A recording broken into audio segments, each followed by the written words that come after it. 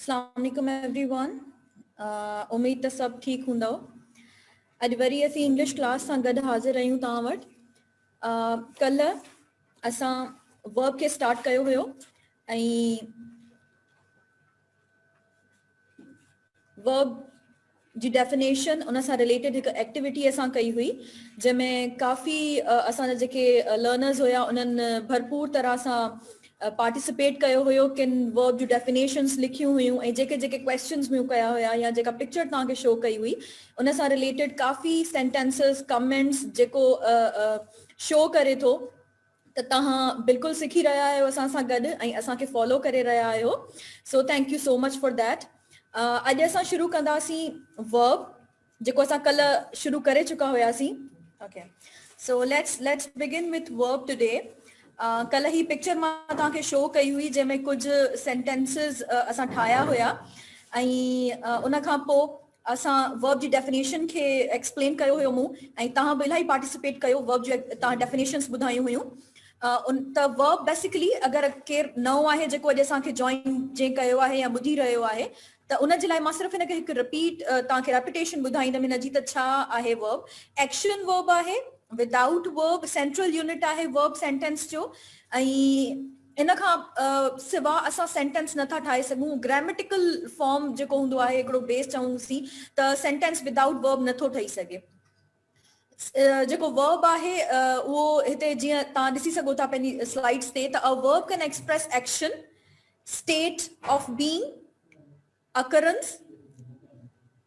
इहे शयूं जेके आहिनि उहे वर्ब शो करे थो ऐं फर्दर असां अॼु सिखंदासीं त वर्ब्स जा कहिड़ा काइंड्स आहिनि ऐं उन्हनि में कीअं डिफरेंशिएट असीं करे सघूं था, कहिड़ो डिफरेंस आहे ऐं कीअं असांखे ख़बर पवंदी त ही कहिड़ो वर्ब आहे ऐं कहिड़े क़िस्म जो वर्ब आहे। Okay, so let's start with the kinds of verb. So first one says finite verb, non-finite verb, action verb, transitive verb, intransitive verb, helping verb, linking, regular, irregular, dynamic, and stative verb. So these are certain kinds of verbs that we are going to look today, that we are going to learn today. Okay, so let's begin with finite verb. हाणे finite verb जेको आहे उहो छा आहे ऐं उहो असां खे कीअं ख़बर पवंदी त ही फाइनाइट आहे या नॉन फाइनाइट वर्ब आहे।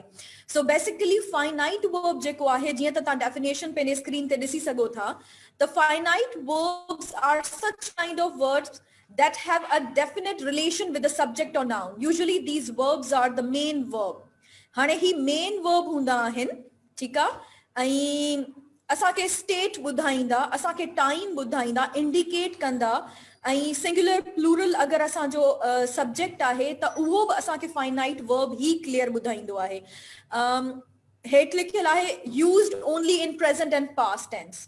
हाणे टेंस अगरि चेंज हूंदो, प्रेज़ेंट आहे, पास्ट आहे, त बि असांखे फाइनाइट वर्ब ॿुधाईंदो।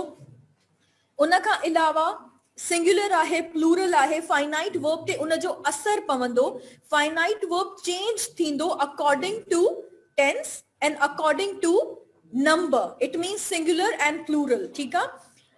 त हाणे वधीक असां एक्सप्लेन हिनखे करे सघूं था त फाइनाइट वर्ब जा जेके एग्जाम्पल्स आहिनि उहे ही आहिनि। ॾिसो, ही अटेंड्स हिज क्लास रेगुलरली। हाणे ही जेको आहे तव्हांखे प्रोनाउन असां पहिरियां ई पढ़ाए चुका आहियूं। ही जेको आहे थर्ड पर्सन सिंगुलर आहे जंहिंसां अटेंड, हाणे घणो हिते जेको ही शइ आहे हिन में घणा माण्हू जेके मिस्टेक्स कंदा आहिनि। घणो करे स्टूडेंट्स चवंदा आहिनि त ही अटेंड या वी अटेंड्स, ठीकु आहे। त इहा जेका शइ हूंदी आहे थोरी ऑकवर्ड लॻंदी आहे, छो जो असांखे क्लियरेंस ख़बर न हूंदी आहे त ही सां गॾु छा वेंदो, एस लॻंदो या न लॻंदो। त इहा जेका शइ आहे इहा ॾाढी इंपॉर्टेंट आहे। हाणे फाइनाइट वर्ब आहे त फाइनाइट वर्ब जेको आहे ही अटेंड्स। हाणे हिते अटेंड न पिया हणूं, अटेंड्स पिया हणूं, छो जो हिते थर्ड पर्सन सिंगुलर यूज़ थियल आहे। चेंज ऑफ पर्सन ब्रैकेट में लिखियल आहे, change of person, person change थिए पियो, इन जे करे ही थी वेंदो अटेंड्स।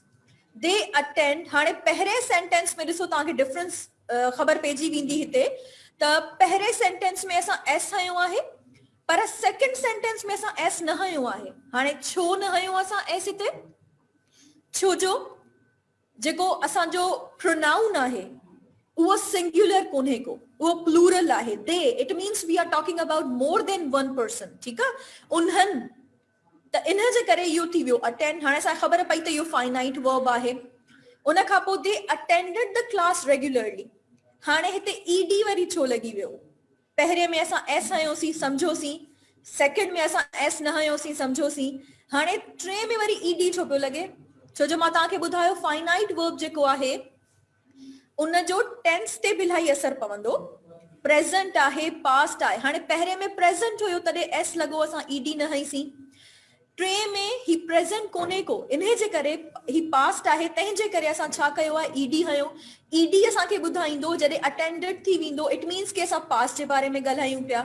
जेका शइ पास्ट में थी चुकी आहे. ही they attended the class regularly. हाणे वधीक एग्जांपल ॾिसो. This dog barks in the park. Dog जेको आहे दिस सिंगुलर, तव्हांखे मां ॿुधायो. Ali said that he enjoyed the class. हाणे हिते ॿ verbs यूज़ थियल आहिनि. said ॿुधाए पियो त ही छा आहे? पास्ट जे बारे में ॻाल्हायूं पिया. enjoyed बि ॿुधाए पियो त पास्ट जे बारे में ॻाल्हायूं पिया असां. my sister plays the piano. हाणे plays इट मीन्स के सिंगुलर आहे. my sister हिकु आहे ऐं प्रेजेंट आहे, इन करे असां एस हयो आहे, ईडी न हयो आहे. Okay, now the second kind, that is non finite. Finite verb समझी वियासीं. बेसिकली ॿ शयूं आहिनि important. As a main verb कमु कंदो. ठीकु आहे. उन खां पोइ टेंस जो असर पवंदो. उन खां पोइ सिंगुलर प्लूरल जो असर पवंदो इलाही. उन ते चेंजिंग्स ईंदियूं रहंदियूं. हाणे नॉन फाइनाइट वरी छा आहे? उहो वरी कहिड़ो क़िस्म आहे? हाणे चवनि था त नॉन फाइनाइट जेको आहे अहिड़ो वर्ब आहे, type of verb that cannot be the main verb. finite main verb हुंदो. ठीक है. non finite जेको हुंदो वो main verb न हुंदो. it cannot be the main verb. ठीक है. हाणे चए तो त it depends. This verb will depend on clause or sentences as they do not talk about the action that is being performed by the subject or noun. subject या noun जेको हूंदो आहे, सब्जेक्ट हमेशा नाउन या pronoun थींदो. ठीकु आहे. उन जो जेको बि एक्शन परफॉर्म थिए पियो, जीअं बि आहे, हू उन जे बारे में न ॻाल्हाईंदो. And they do not indicate any mode और जेंडर. हाणे जेंडर थी वेंदो त फर्स्ट पर्सन आहे, सेकंड पर्सन आहे, ही मैस्कुलाइन आहे, फेमिनाइन आहे या न्यूटर आहे, जेके असां तव्हांखे जेंडर्स पढ़ाए चुका आहियूं पहिरियां. मोड हाणे जेको आहे उहो अॻियां मां तव्हांखे एक्सप्लेन कंदमि त मोड छा आहे, उनखे ॿुधाईंदमि. हाणे we can also use these verbs as nouns. इहे क्वेश्चंस इलाही अची रहिया आहिनि त अगरि हिते ही एडजेक्टिव आहे त छा हिते ही नाउन आहे? हिते ही वर्ब आहे त छा ही नाउन थी सघे थो, हिते एडजेक्टिव थी सघे थो? हाणे उहो डिपेंड करे थो सिचुएशन ते, उहो डिपेंड करे थो सेंस ते त कहिड़ी सेंस आहे, कहिड़ो यूज़ आहे. अकॉर्डिंग टू द यूज़ असां डिफरेंट सेंटेंसेस में डिफरेंट पार्ट ऑफ स्पीच जेका आहिनि उन जा डिफरेंट पोजिशंस हूंदियूं आहिनि. हाणे ही चए थो त we can also use these verbs as noun, adverbs and adjectives. These types of verbs are also used from in non-finite clauses which are simply dependent clause. हाँ, dependent, independent clauses जेके आहिनि, sentence असीं जॾहिं ठाहींदा आहियूं, 4 क़िस्मनि जा sentences असीं ठाहींदा आहियूं, जंहिंमें simple हूंदा आहिनि, negative हूंदा आहिनि, interrogative हूंदा आहिनि ऐं negative plus interrogative हूंदा आहिनि. इहे त simple बिल्कुलु शयूं आहिनि. त 4 क़िस्मनि जा sentences हूंदा आहिनि. ऐं sentences खे वरी further खणी वञे त हिकु simple हूंदो आहे जंहिंमें हिकु ई clause हूंदो आहे असां वटि. ऐं वरी फर्दर उनखे कजे त हू उन में डिपेंडेंट क्लॉज बि हूंदो आहे, इंडिपेंडेंट क्लॉज बि हूंदो आहे. त हिते चए थो नॉन फाइनाइट जेके क्लॉजेस हूंदा आहिनि which are simply dependent clauses, dependent clauses हूंदा आहिनि, इंडिपेंडेंट न आहिनि हूंदा उहे, that use non finite verbs. ठीकु आहे. हाणे एग्जांपल हिते ॾिसो. He invited his friends to like his post on Facebook. हाणे असां फेसबुक ते वञी रहिया आहियूं त फेसबुक जो वर्ड जेको आहे उहो ज़रूरी आहे असां कंहिं न कंहिं एग्जाम्पल में विझूं, छो जो ॾाढो ई इम्पोर्टेंट मीन आहे असांजे लाइ. सो हिते ही चए थो त जेको नॉन फाइनाइट वर्ब आहे उहो कहिड़ो आहे, हाणे ॿुधायो तव्हां. दे invited her friends to like their post on Facebook. Non-finite. In the above sentence, the verb to like is not affected by the change of tense and number. हाणे invited जेको आहे उहो थी वेंदो finite, छो जो असांखे उहो tense ॿुधाए पियो. टू लाइक जेको आहे उहो छा थी वियो, उहो थी वियो नॉन फाइनाइट, छो जो उन ते कंहिंजो बि असर न पियो पवे। हाणे असां पहिरियां ही इनवाइट्स अगरि लिखूं था त बि उन जो फ़र्क़ु टू लाइक ते न पवंदो। अगरि असां इनवाइटेड लिखियोसीं त उन जो फ़र्क़ु बि जेको आहे उहो टू लाइक ते न पवंदो, उन ते फ़र्क़ु न पवंदो। ठीकु आहे, सो उनखे असां चवंदासीं त ही छा आहे, इहो आहे non finite form of verb. हाणे वधीक एग्जाम्पल हिते तव्हां ॾिसो, हिन में कुझु वधीक यूज़ेस आहिनि। He loves camping in the woods. Now what it says, camping is a non-finite verb here and it's used as a noun. हाणे हिते as a noun ही यूज़ थियल आहे, पर असां चवंदासीं त non-finite आहे। छो? These kinds of non-finite verbs are called gerunds. हाणे जेके gerund हूंदा आहिनि, ing हूंदा आहिनि, उहे छा हूंदा आहिनि, उहे बि non-finite हूंदा आहिनि, उन्हनि ते चेंज नाहे पवंदो। He loves camping, इहो noun बि आहे ऐं इहो non-finite बि आहे हिते। I need to go to sleep, हाणे I need to go to sleep, to sleep जेको आहे उहो non-finite आहे हिते। एक्शन माना ॿुधाए पियो त is it is acting as a noun, हिते noun बि as a कम करे पियो। ठीकु आहे, sleep जेको आहे to sleep। उन खां पोइ the sleeping dog caused a delay, non-finite verb has ing form and it is acting as an adjective, हिते वरी as an adjective पियो कम करे। त इहे जेके शयूं आहिनि बेसिक आहिनि, बिल्कुलु माइनर आहिनि, लेकिन कहिड़ो कहिड़ो डिफरेंस अचे थो, ऐं अगरि डिफरेंस अचे थो त उहो कहिड़ी वजह सां अचे थो। हाणे हिते एज अ जरंड बि कम करे सघे थो, एज अ जेको एज अ नाउन आहे, एडजेक्टिव बि थी सघे थो। हाणे वरी लास्ट लाइन में तव्हां ॾिसंदव त ही चए थो त verbs that have ing and ed as suffixes। हाणे suffixes ऐं prefixes छा हूंदा आहिनि, एडिशन हूंदी आहे। जेको असां एडिशन कंदा आहियूं, सफिक्सिस उहे हूंदा आहिनि जेके at the end of the word असां विझंदा आहियूं उन जी मीनिंग चेंज करण जे लाइ। फॉर एग्जांपल हिते अगरि आहे स्लीप, सॉरी हिते अगरि आहे इनवाइट, ठीकु आहे, इनवाइटेड, हाणे ईडी जेको आहे उहो सफिक्स आहे जेको असां ईडी जॉइन कयो इनवाइट में, ऐं उन जी मीनिंग प्रेज़ेंट मां छा थी वई, पास्ट थी वई, मीनिंग चेंज थी वई, सफिक्स इहो आहे।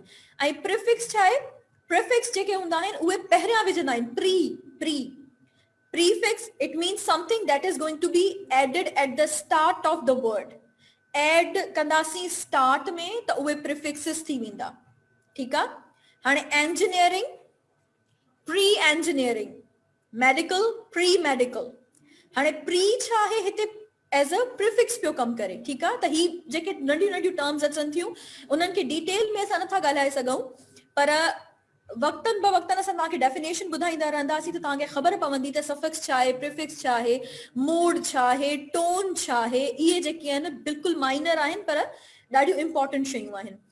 हाणे ही हिते सफिक्सिस प्रिफिक्सिस आहिनि ऐं इन जी वजह सां ई छा पियो थिए, एडजेक्टिव, इहे एडजेक्टिव जेके आहिनि उहे इन्हनि खे चयो वेंदो आहे पार्टिसिपल्स। ठीकु आहे, सो ही नॉन फाइनाइट ऐं फाइनाइट आई होप के क्लियर थी वियो हूंदो।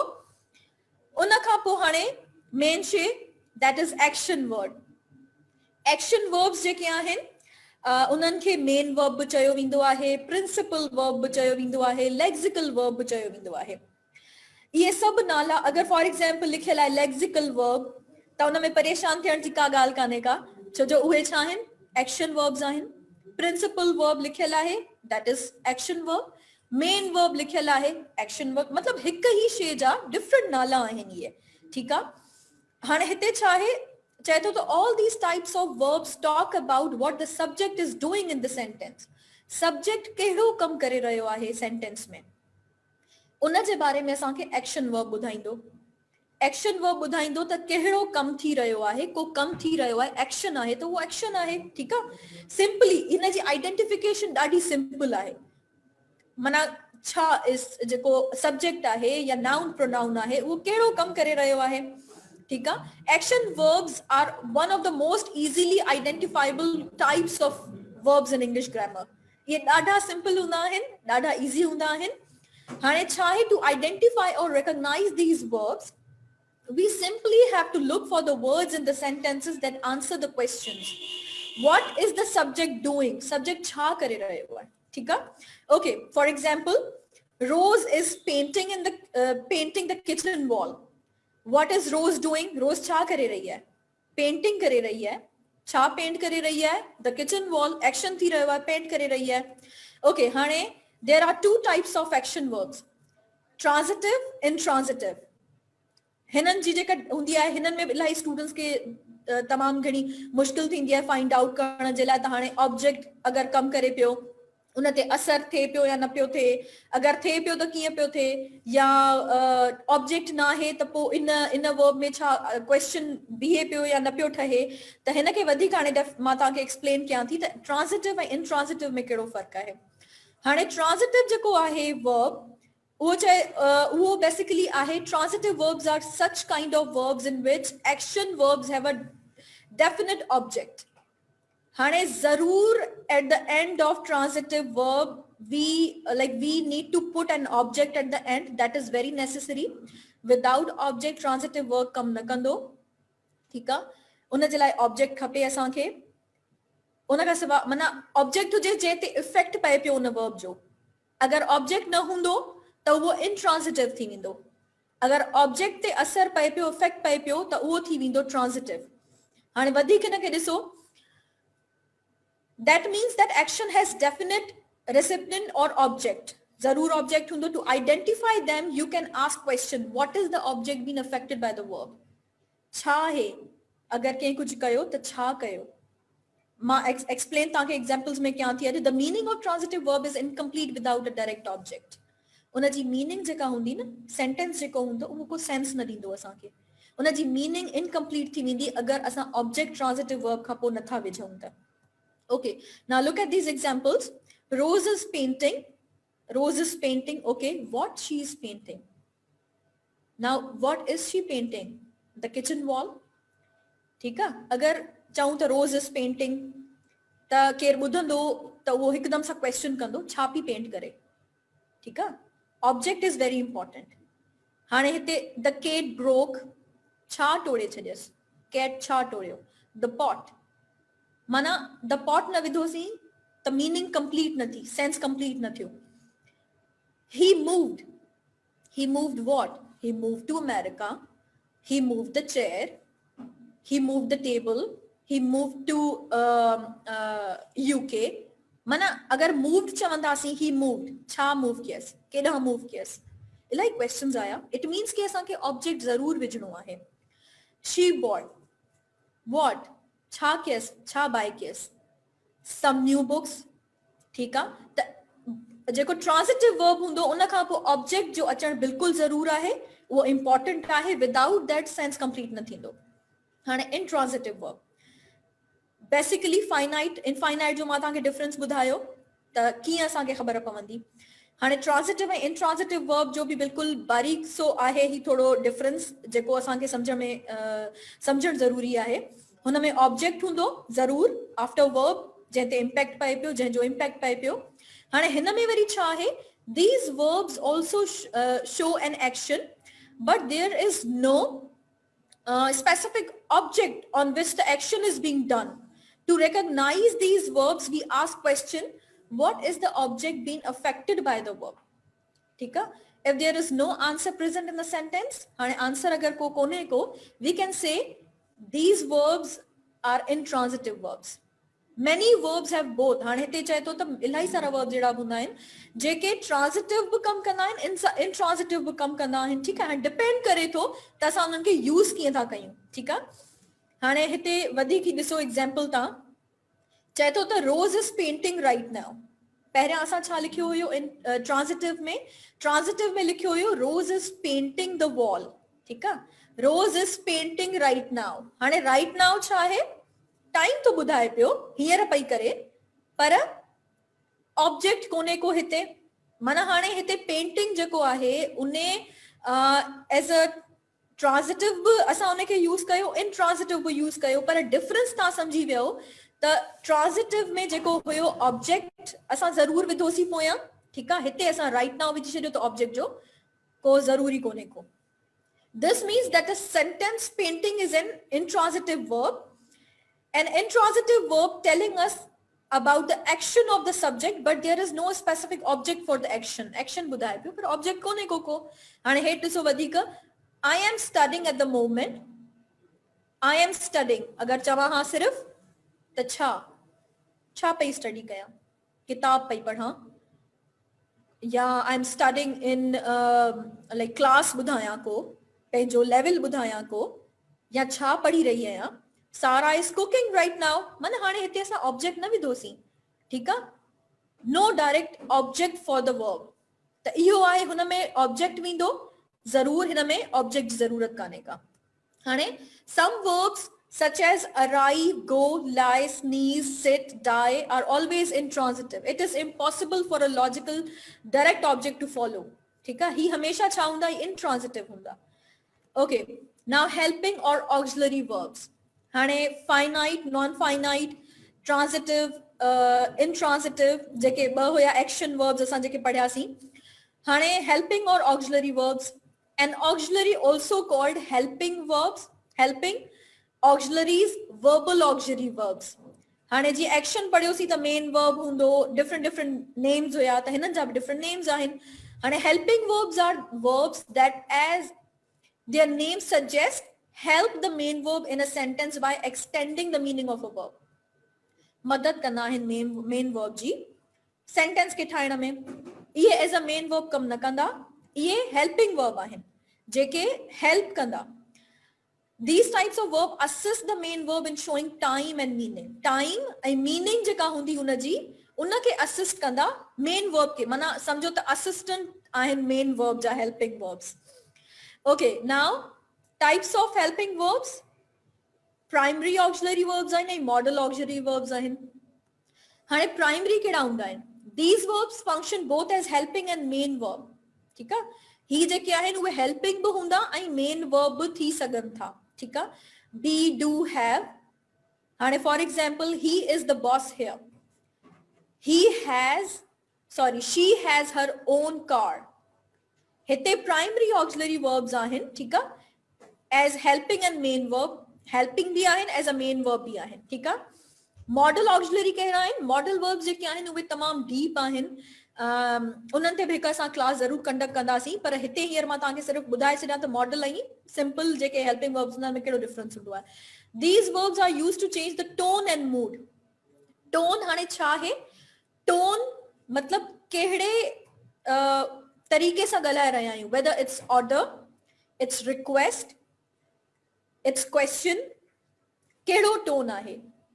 क्वेश्चन पिया कयूं, ऑर्डर पिया कयूं, छा पिया कयूं. ठीकु आहे. एंड मूड, टोन थी वेंदो पोलाइट आहियूं, या असां अग्रेसिव आहियूं, या असां जेको आहे फॉर्मल आहियूं, इनफॉर्मल आहियूं. ऐं मोड थी वेंदो क्वेश्चन आहे, ऑर्डर आहे, छा आहे. ठीकु आहे. इहे ॿ डिफरेंसिस आहिनि. टोन थी वियो पोलाइट आहियो, फॉर्मल आहियो, इनफॉर्मल आहियो, अग्रेसिव आहियो. मोड थी वियो इम्पेरेटिव, सब्जेक्टिव. ठीकु आहे. इहे मां तव्हांखे ॿुधायां थी. हाणे मॉडल वर्ब्स कहिड़ा कहिड़ा हूंदा आहिनि? कैन, कुड, मे, माइट, शल. इहे मॉडल वर्ब्स आहिनि जेके असां यूज कंदा आहियूं.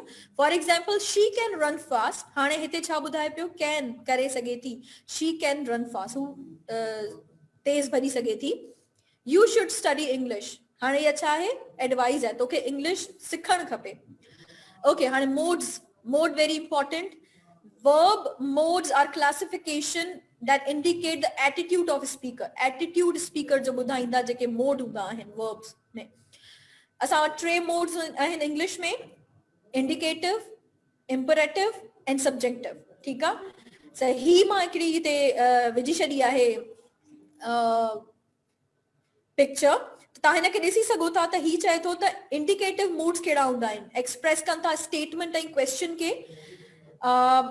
For example, have U finished your homework. इहो इंडिकेटिव क्वेश्चन थी वियो. उन खां पोइ एक्सप्रेसिस चए थो त ऑस्ट्रिचेस कैन नॉट फ्लाई. हाणे इहो स्टेटमेंट थी वियो, इंडिकेटिव आहे. इम्परेटिव एक्सप्रेसिस अ कमांड और advice. Don't run in this building, be careful. Advice आहे, be careful. Don't run in this building. इहो छा आहे? कमांड आहे. सब्जेक्टिव वरी कहिड़ा थी वेंदा? एक्सप्रेसिस विश और सजेशन. विश खे एक्सप्रेस कंदा, सजेशन खे एक्सप्रेस कंदा. For example, if I see him I will tell हिम.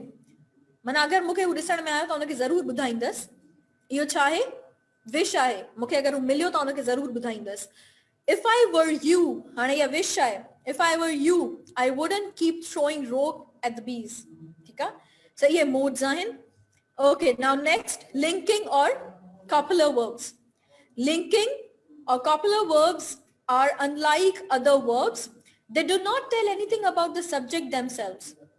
Instead, they connect the subject to a noun or adjective that helps or describes or providing additional information about subject. Link कंदा आहिनि, information असांखे वधीक ॾींदा आहिनि. हाणे it is important to remember छा important आहे the difference between a helping verb or a linking verb. हाणे ही जेको question आहे उहो इलाही important आहे. इलाही सारा students पुछंदा आहिनि त helping verb ऐं linking verb में छा difference आहे.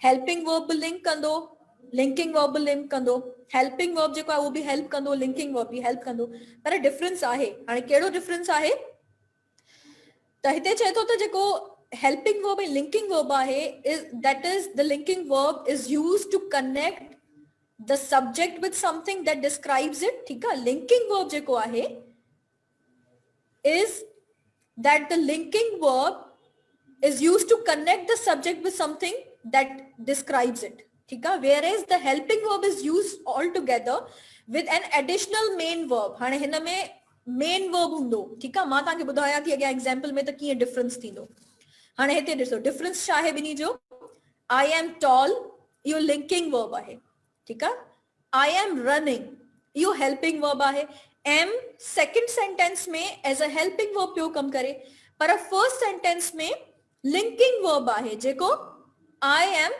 tall और सब्जेक्ट के ऑब्जेक्ट सां छा पियो करे आई एम टॉल माना ॿुधाए पियो असांखे त लिंक पियो करे हिक शइ खे ॿिए शइ खां लिंक पियो करे सेकंड में छा पियो करे हेल्प पियो करे रनिंग जी ॿुधाए पियो ठीकु आहे हेल्प आहे इन खां पोइ छा आहे the same word can be use as linking as well as हाणे ॿई वर्ड्स आहिनि एम ठीकु आहे एम वर्ब आहे पहिरें सेंटेंस में एज अ लिंकिंग असां यूज कयो सेकंड सेंटेंस में एज अ रनिंग माना हेल्पिंग वर्ब यूज कयो असां हाणे लिंकिंग वर्ब्स एग्जांपल्स ही आहिनि ही इज द मैनेजर हाणे ही जेको आहे adding information to the subject ही इंफॉर्मेशन एड पियो करे लिंकिंग आहे उन खां पोइ they are naughty children here are is the linking verb joining the subject they to the complement naughty children ठीकु आहे हाणे सब्जेक्ट वर्ब जेको आहे सब्जेक्ट प्रिडिकेट ऐं जेके ईअं असां डिफरेंट ॿिया हिकिड़ा चवंदासीं त सेंटेंसिस जा पार्ट्स हूंदा आहिनि जिन खे सम्झण लाइ त उन्हनि खे असां वधीक तव्हांखे ॿुधाईंदासीं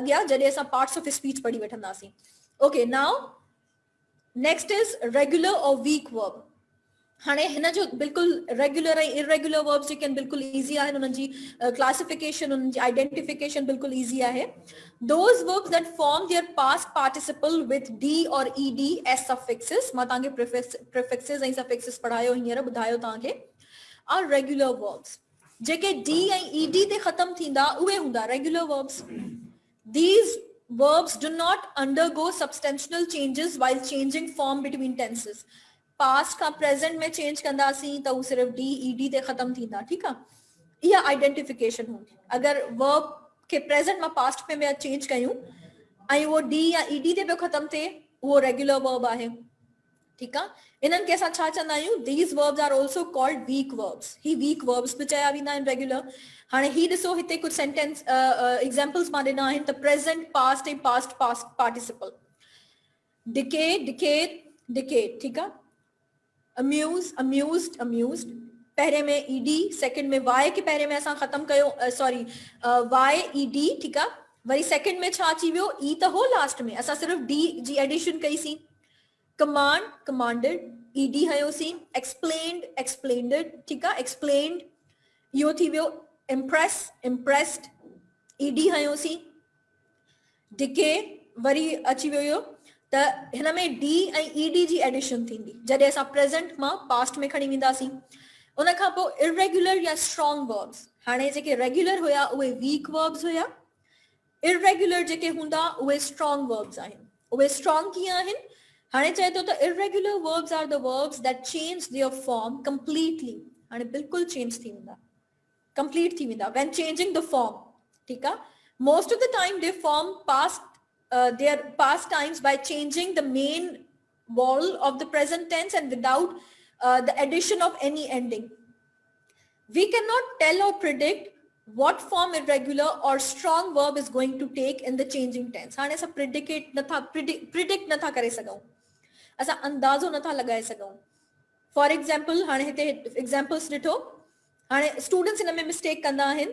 अगर हुननि खे रेगुलर वर्ब्स जी असां जेको आहे सो कंस्ट्रक्शन ॿुधाई आहे त पास्ट मां प्रेजेंट मां पास्ट में कीअं खणी वञिणो आहे, कीअं चेंज करिणो आहे, त जेके बिगिनर्स हूंदा आहिनि बिल्कुलु उहे स्टूडेंट्स जॾहिं तव्हां स्कूल लेवल ते पढ़ाईंदव या नंढड़नि ॿारनि खे, जीअं असांजा जेके हाणे PhD टीचर्स हूंदा उहे नंढड़नि ॿारनि खे पढ़ाईंदा, अगरि उन्हनि खे तव्हां ॿुधायो था माना त इरेगुलर वर्ब ऐं रेगुलर वर्ब जी मतिलबु चेंजिंग्स ॿुधायो था, ऐं तव्हां जॾहिं उन्हनि खे रेगुलर वर्ब पढ़ाए वठंदव वरी इरेगुलर वर्ब ते ईंदव ऐं उन्हनि खे तव्हां बेसिक अगरि चेंजिंग्स न आहिनि ॿुधायूं त हाणे रन खे बि हू रन करे छॾींदा, ED हणी छॾींदा हुन में. माना इहो असां बि कंदा हुआसीं नंढे हूंदे, जॾहिं असांखे टीचर्स पढ़ाईंदा हुआ असांखे सम्झ में ॻाल्हि न ईंदी हुई ऐं ओचितो के टीचर पुछो असां खां त बाबा हाणे हिन में अगरि फॉर एग्जाम्पल फॉरगिव आहे, हाणे इन जो माना इरेगुलर वर्ब छा थींदो, ठीकु आहे ॿुधायो असांखे. त असां हिकदमि सां मतिलबु उहो थी वेंदो, छो जो रूल वेठल आहे न त भई D ऐं ED कंदासीं त पास्ट थी वेंदो, वधीक ॿी का शइ हिन में चेंज थी नथी सघे, त हिकदमि सां थी वेंदो लाइक फॉरगिव्ड माना इहो थी वियो, ED हयोसीं न, ईअं न थींदो. मेन वर्ब्स माना जेके इहे आहिनि उन्हनि में चेंजिंग्स थींदियूं, स्ट्रॉन्ग वर्ब डिफरेंट उन जो हूंदो. हाणे for example run ran run, awake awoke awoken, ठीकु आहे, choose chose chosen, forgive forgave forgiven, bring bought bought, ठीकु आहे. त इहे जेके चेंजिंग्स आहिनि इहे वरी इरेगुलर वर्ब थी वेंदियूं, इहे स्ट्रॉन्ग आहिनि, बिल्कुलु चेंज थी वेंदा, ED या D सां असां उन्हनि खे चेंज न कंदासीं. अच्छा, हाणे उन खां पोइ डायनेमिक वर्ब्स आहिनि. A dynamic verb is a verb that shows continued or progressive action of the subject. माना सम्झो gerund आहिनि इहे, ING हूंदा, प्रोग्रेसिव ॿुधाईंदा, ठीकु आहे, ING हूंदा, पर हुन सां गॾु असांखे सेंस बि सम्झणी आहे त वर्ब जी कहिड़ी आहे, कमु थी रहियो आहे, जेको कमु थी रहियो हूंदो उनखे असां चवंदासीं डायनेमिक. हाणे it indicates that something is happening और वाज हैपनिंग और विल बी हैपनिंग, ठीकु आहे. त एग्जाम्पल ॾिसो हिते, those girls buy clothes every week. हाणे हिते ING असां बाय में कोन आयो आहे, ठीकु आहे, त इहा शइ तव्हां इलाही कंसीडर कजो त ज़रूरी कोन्हे त ING लॻे त ई असांखे ख़बर पवंदी त कमु जेको आहे उहो थी रहियो आहे या फिनिश न आहे थियो, स्टार्ट थी वियो आहे, ख़तमु कोन थियो आहे. हाणे ही चाहे those girls buy clothes every week, माना हर वीक जेको आहे हर हफ़्ते ई छोकिरियूं कपिड़ा वठंदियूं आहिनि. हाणे छोकिरियुनि जो इहो इलाही हूंदो आहे कमु, त उन्हनि खे कपिड़ा ॾाढा वणंदा आहिनि ऐं शॉपिंग ॾाढी वणंदी आहे. सो छोकिरियूं सम्झी सघनि थियूं त हीउ जेको सेंटेंस आहे हुनजो केतिरी इंपॉर्टेंस आहे. Those girls buy clothes every week, उन खां पोइ he is singing at the party, singing करे रहियो आहे ING. उन खां पोइ we are investing our time in the training. हाणे असां पंहिंजो छा करे रहिया आहियूं, टाइम इन्वेस्ट करे रहिया आहियूं, मनी इन्वेस्ट कोन करे रहिया आहियूं असीं, this is free of cost तव्हांजे लाइ, सभिनी जे लाइ, पर असांखे टाइम इन्वेस्ट करिणो आहे हिन में, ठीकु आहे. So we are investing our time in this training. उन खां पोइ she was selling her old books in the garage sale. छा करे रही हुई, सेल करे रही हुई बुक्स. सो इहे एग्जाम्पल्स आहिनि, इन्हनि खे असीं चवंदासीं dynamic. Okay, stative. A stative verb is one that describes a state of being, hujjar.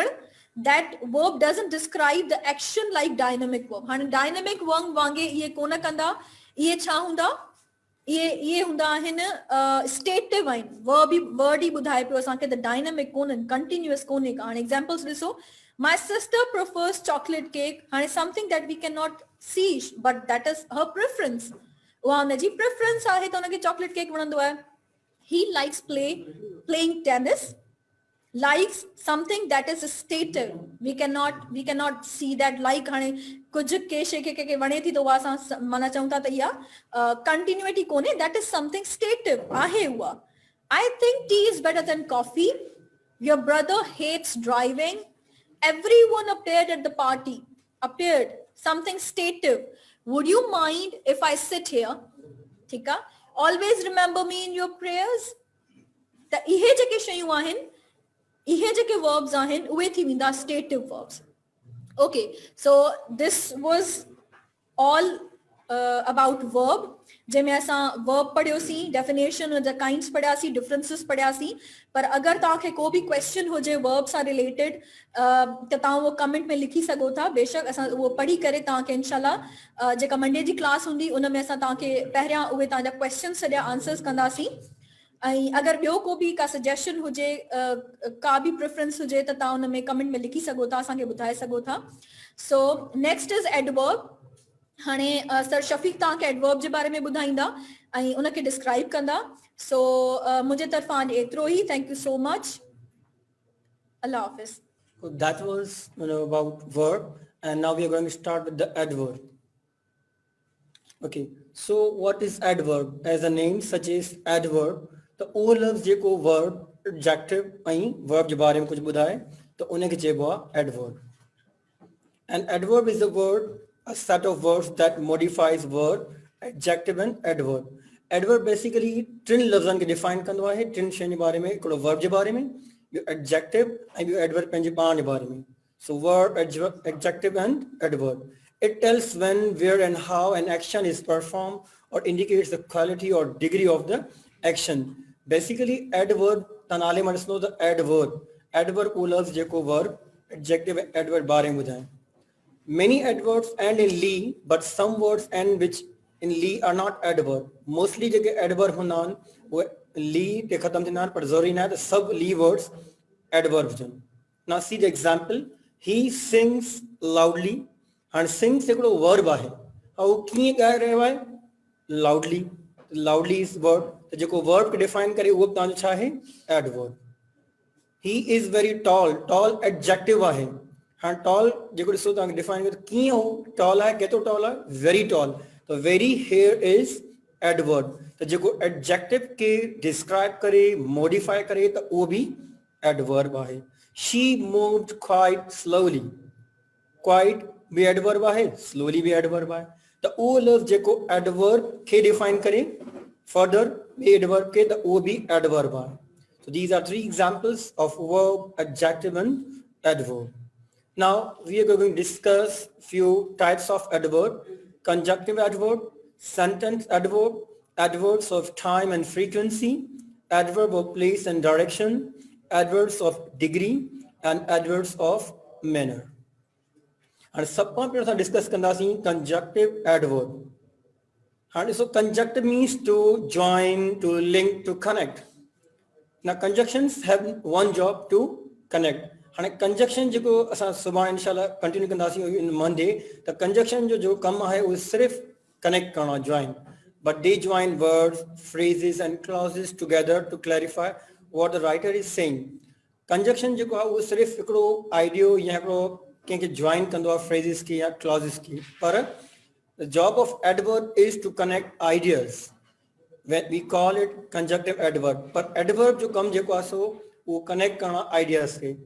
For example, a conjunctive adverb can join the two main clauses. Situation.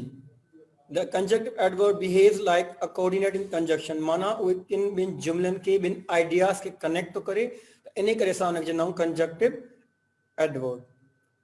Notice that this main clause, conjunctive adverb and main clause.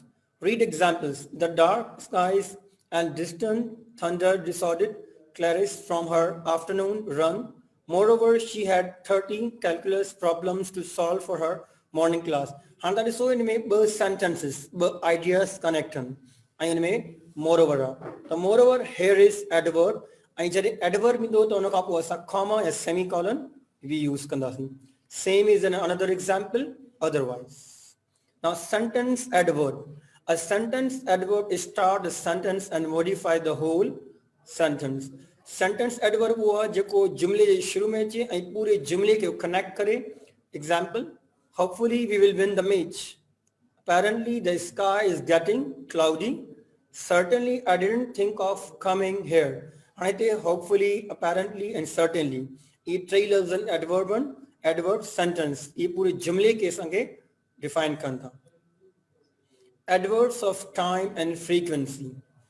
उहे adverb जेके असांखे time जे बारे में ॿुधाइनि ऐं frequency माना कॾहिं चवनि था केतिरे मीन्स अक्सर केतिरे टाइम में when. It indicates time or frequency of the action in the sentences. They answer the questions when and how.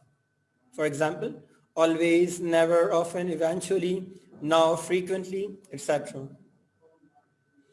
Examples. I meet him daily. हाँ daily माना रोजाना मिलना या बिगड़ी frequency या they always help me हमेशा अक्सर तो ये लफ्ज़ शो करता frequency. He will go to school tomorrow and कहीं भी तो it shows time here. That is adverb of time. Now adverb of place and direction. वो adverb जो place and direction show कर that indicates place or direction of the action in the sentence. They answer the question where is the action performed. ये जो answer होता है तो वो action कितनी थी रहा है like across, over, under, in, through, backward, there, around. Examples these. Now for example, I went through the jungle. He plays in the field. Alex is going to school. He is staying at my home. हाँ ये group of words ये show था करना सांके केड़े मना place में या केड़ी direction में ये चलता. Adverbs of degree. It answers how many. Adverbs that expresses the importance, degree, level. The action in the sentence are called the adverb of degree. They answer the questions how much. For example, अच्छा ये जो के Dang बुधाइना question जो answer था how much, like completely, nearly, entirely, less, mildly, most. It shows how much. She completely forgot about her anniversary. माना हूँ Panchi anniversary के तक मुकम्मली तक माना विसार चले होना completely. I read the newspaper thoroughly. माना ना कि thoroughly मुझे पढ़ो कि क्यों पढ़ो thoroughly. I'm so excited about the new job. So is adverb here. And Robin hardly studies. Adverbs of manner. How? Adverbs that expresses the manner, approach, process of the action in the sentence are called adverbs of manner. These answer the questions how is the action performed. माना को भी action को भी कम क्यों थी रहा हुआ है तो उन्हें कैसा चाहिए how. Adverbs of manner. I write slowly. हाँ slowly में ली word आए तो मैं क्यों लिखी रहा हूँ केड़े तरीके से how. That slowly here is a adverb of manner. So these are examples like beautifully, equally, thankfully, carefully, coldly. These all are examples of adverbs of manner. These adverbs you and अक्सर जगह ली words हैं adverbs of manner में अचन था. Example, let's divide the prices equally. Equally तो चाहे तो जो adverb है adverb of manner. की price distribute करें divide करें equally. Please handle the camera carefully. Mike is walking slowly. He is running fast. The ये लफ्ज़ जिके क्यों बजी रहा है fast. क्यों Mike हली रहा है walk कर रहा है slowly. ये सब show करता है manner how. And if you have any questions regarding adverb, we have just make it precise. What is adverb? It's action and its use, and these are the kinds of adverb. So if you have any question regarding adverb, you may ask. You're welcome here. And असां classes में कोशिश कंदासीं त weekly taste भी start कर रहे हैं ऐं तव्हां क्वेश्चन कयो आहे त जेको आहे सो कीअं असां जॉइन कयूं व्हाट्सएप ग्रुप तव्हां SSDP पेज में नंबर भी आहे हुनजो कॉन्टेक्ट भी आहे तव्हां उनखे पंहिंजी पूरी डिटेल्स ॾियो त जीअं तव्हां व्हाट्सएप ग्रुप जॉइन करे सघो and U can see our videos असांजो आहे SSDP जो व्हाट्सएप यूट्यूब जो चैनल भी आहे उनजो असां लिंक तव्हां सां शेयर कंदासीं व्हाट्सएप ग्रुप ते और U can go through our page SSDP page ते यूट्यूब चैनल लिंक भी आहे. You can watch videos over there. So any question? So here we end our class. Thank you very much.